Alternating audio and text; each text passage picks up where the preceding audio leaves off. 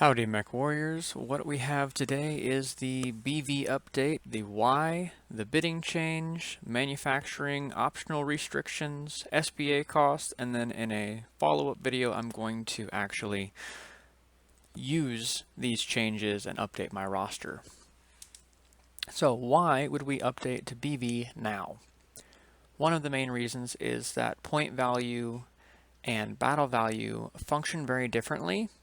You pay costs for certain things in both systems, but they're not equally weighted across both systems. Because we are no longer using Alpha Strike, we are using a classic Battletech format through Megamek, we should switch over to battle value because the things that affect the game are weighted differently for battle value than they are for point value. Whenever we go from point value to battle value, it also creates a lot of imbalances. And what I mean by that is weapon ranges are a big deal in Classic Battletech, and they're all equal in Alpha Strike. So that being said, whenever we have equal point value in Alpha Strike, we almost always have an imbalance in battle value. In many of the cases in our previous waves, the player would have maybe somewhere close to half the point value that the inner sphere side would have. But in battle value, the clan player would still have more battle value on the table than the inner sphere player does, even though they have half the point value. So that creates problems. And I aim to solve those problems with this update. Another issue I was running into was I had to make the inner sphere side heavy laden with SPAs. And that became a labor that I am no longer willing to continue. In this update, our SPAs will also be getting revamped. We will have some new options along with a point cost increase for our SPAs because they were undercosted before. Our pilot and gunnery will stay at the values that they were previously, 3 points for piloting, 5 points for gunnery, but our level 1 base is now 3 points.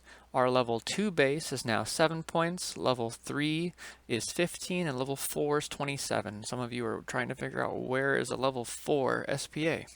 Well, for our sake, it will be Jumping Jack, and I'll get to that later.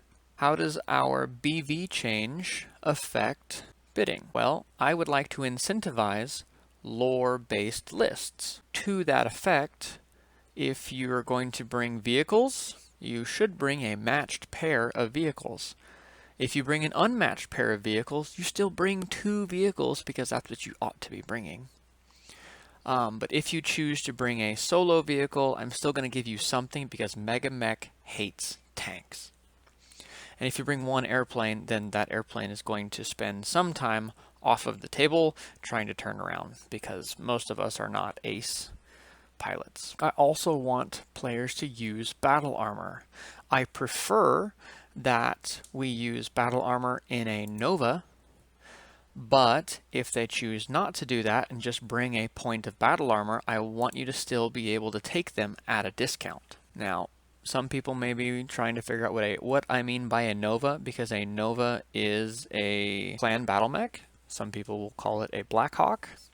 But what I mean by a Nova is a formation. A star has 5 points. A Nova has 10 points working as 5 points. So a point for a Nova is 1 5-man squad of battle armor and 1 Omni-Mech. In order to gain the benefits from the Nova discount, you have to bring a minimum of 3 points. So that's 3 Omni-Mechs, each with mounted battle armor. But once you do that, you get 300 points off. So you get 300 battle value off. So let's say you take 3 Nova points, and then your other 2 points are something else. They're maybe Maybe you wanted to bring another Omnimek, or you brought a 2C, or you bring a Battle Mech. Doesn't matter. You got 3 of those Omnimechs and battle armor paired together, so you get 900 points off of your bid. So if your full star cost was 11,581 and you bring 3 points that are Nova points, meaning Omnimech with mounted battle armor, then you get to take 900 points off. If you don't have all 3, you don't get to do each Nova point, because there is a minimum of 3. So these would end up being 150 and 150 because you brought 2 points of battle armor in your star. But now let's say that one of your points is a matched vehicle pair. Well, you get to take 2,000 points off of your full star cost. Let's continue with the combined arms and the Nova approach. You've got 1 matched vehicle point. You've got 3 points of a Nova. And then your last point is just straight up battle armor, because you're like, I want to bring 4 points of battle armor, 2 tanks, and 3 mechs. It's a mixed star. It may not work as well as you hope it will, but that 11,581 points that you had for your star, well, you're actually going to bid it at 8,531, which is a pretty significant discount. But you have 3 Omnimechs with mounted battle armor, you have 1 mounted battle armor, and you brought 2 tanks or aerospace fighters. So you've got a kind of an oddball star. Now, if you only use Omnimechs, then you don't have to worry about this. You just bid your straight point value, because the battle mech is the king of the battlefield. With the vehicles, they're going to take motive hits. They may crash and die after 1 hit. So if you're going to run these, I'm trying to be a little bit kinder to you, so that way you can actually run these things and have some fun with the game. Now we're going to move on to the optional manufacturing restrictions. I am participating in an MRC event called Company Commander 2. I have absolutely stolen this from Celestium. There's a lot of things that I have pulled from this event because I like how it works. I like how it feels to play under some of these restrictions, and I'm implementing them into our game. Each clan has manufacturing. In that, what you would do in Sarna, let me make this a little bit easier. You type in category, clan, whatever your clan is, and battle mechs, and then you can figure out what your clan actually makes. As Clan Wolf, during this time period, I have the Excalibur, which is a battle mech, the Gargoyle, a Goliath, which is a quad battle mech, an Ice Storm, which is an old Omni-mech, an Imp, another battle mech, a linebacker, a Lobo, a Naga, a Nightwolf, an Orion 2C, a Pouncer, a Skinwalker, Stormwolf, Sun Cobra, Thresher Mark II, Timberwolf, Tomahawk, Tomahawk 2, Tundra Wolf, Warwolf, Woodsman, and a Wolfen. So of the things available to us in this time, I can use a Woodsman, which is the predecessor to the Timberwolf. I can use a Timberwolf. I can use a Pouncer, an Orion 2C, a Naga, which is an artillery platform, a Linebacker, an Ice Storm, a Gargoyle. The rest of these things I can't use. And me particularly, I'm not going to be making use of the Gargoyle. I'm not going to make use of the Naga. I'm not going to use an Ice Storm, so I'm left with a Linebacker, the Orion 2C, Pouncers, and the Timberwolf. I am actually going to bring a Woodsman. So with this, because I make those machines, I can run as many of them in a star as I want to, as long as I do not duplicate the variant. and it appears on the mole for Clan Wolf. For everything Clan Wolf does not make, I can still run one as long as it appears on the mole. The one variant rule applies to the star level. The one chassis rule applies to the entire trinary. So I can only run one Stormcrow because I don't make Stormcrows. I can only run one Ice Ferret because I don't make Ice Ferrets. But if I want to run an entire star of Timberwolves, I can do that as long as I do not duplicate the variant. Now we're going to go into SPAs real quick. We are going to walk through the updated SPA costs. The updated versions are on the left. The outdated versions are on the right. I tried to go through here and make things adjusted for the new values, but I also tried to make them a little bit easier to understand what I'm trying to get you to do. So in this top section, these are still these are climbable. So if you start with Hopping Jack, you can upgrade to Jumping Jack. If you start with Maneuvering Ace, you can upgrade to Terrain Master. If you start with Cluster Hitter, you can go to either Cluster Master or Sandblaster. You'll see that there's a little black box here. So if you take Hopping Jack and you have Jumping Jack, they don't stack. You get the better modifier. The same thing with Cluster Hitter and Cluster Master. But Sandblaster and Cluster Hitter do stack. Jumping Jack is our level 4 SPA. That is going to cost 27 experience if you just straight up buy Jumping Jack. If you buy Hopping Jack first, use it in a wave, and then upgrade to Jumping Jack, you only have to pay 22 experience for it. Maneuvering Ace is a base cost of 7. Terrain Master is a level 3 SPA, so it's going to cost you 15 to jump to that, unless you spend a wave using Maneuvering Ace, at which case it only costs you 12 points, because 7 plus 5 makes 12. From Cluster Hitter to Cluster Master or Sandblaster, it costs 6. Now, the difference here is Cluster Master and Sandblaster are both level 2 SPAs, which is a base cost of 7. So you only save 1 point here, but that 1 point you can spend on Edge. Or you can wait until you're ready to use it on something else. I'm introducing Toughness. Toughness gives you a +1 to your consciousness rolls, but you have to get hit in the head for it to take any effect at all. But that +1 is kind of a big deal because getting knocked out really sucks. So each point of toughness is going to cost you 2 points. And I'm going to cut that off at 3. So if you want 3 levels of toughness, you go for it, but you're going to spend 6 points, you're going to spend 6 experience on it and not get any more toughness out of it.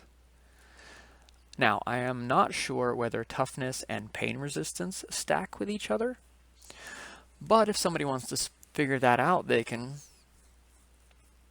sure can try to do that. All of our base costs went up. Bloodstalker I kept at a 4 cost SPA because it's a little bit better than a level 1 SPA, but it has limited effect because you can only target 1 enemy per battle, at least according to the Megamek description. This is an SPA I actually haven't gotten to use because you have to turn it on during the game, and I always forget that I have it. Shaky Stick and Golden Goose only affect airborne units. I did not change the value for Golden Goose. Shaky Stick did go up 1 because that was the difference in the base. But both of these affect aerospace fighters, and I want to keep that particular cost low because aerospace fighters could take a hit and then drop 5 levels and die. I'm not going to make that more expensive than it needs to be. Gunnery Specialization, Multitasker, both of these are level 2s. I left them alone. I did increase the cost for the natural aptitude gunnery just by a little bit because it sits in that sweet spot between level 2 and level 3, so I found that middle ground at 11 points. Forward observer, oblique artilleryman, and oblique attacker, they all stayed at level 1. No changes there, except their base cost went up. Range master, sniper, and weapons specialist, again, they just went up with their base cost. The weapons specialist auxiliary, that's what I'm referring to it as, because in order to take weapon specialist, you have to forego any other kind of weapon specialty. So with these two, they are grouped together, and you can only take one or the other. You cannot take the weapon specialist auxiliary or the weapon specialist, the regular one that does damage. So because you're foregoing weapon specialist to get a -2 to hit with a weapon that's going to help you deal damage consistently every turn, this is at a serious discount. And by serious discount, I mean it's a level 2 SPA, but it costs 5 instead of 15. Sorry, 5 instead of 7. As a weapon specialist, you should be at a level 3, but this does 0 damage. It requires you to follow up with more things, which is a little bit of coordination or planning, but that's what I'm going to go with for this one. Human TRO, Iron Man are both level 1 SPAs, no changes there. Iron Man and pain resistance do not stack with each other because you can't take no damage from a ammo explosion. It reduces it to 1 damage, it doesn't reduce it by 1 damage. I left pain resistance at a 4 cost SPA because it still costs you more than Iron Man, but I don't think it should be worth more. I don't think it should cost you more for that particular one because, again, you have to get hit in the head and or take an ammo explosion for this one to kick in. Tactical Genius, I made a little bit less expensive because it is still predominantly relying on dice. It is not a solid modifier. It is strictly a, you get to try that again. And you could still roll ones.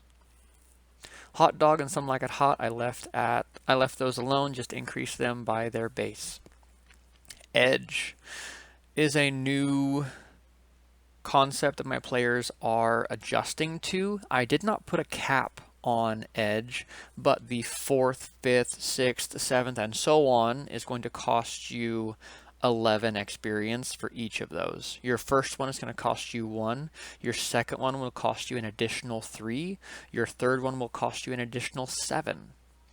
So that's already a pretty big experience sink to get hit and then not get hit somewhere really important. But you could still lose your leg. You could still lose your arm. You could still lose your side torso. It's just not going to explode and immediately cause you to be done with the game. And then down here I have the non-climbable costs for Cluster Master and Sandblaster and Jumping Jack and Terrain Master. Because I changed the base, Clan Pilot Training got a little bit better because you still are on par with a level 1 SPA, just this one is a credit for you instead of it being against you. Thanks for watching.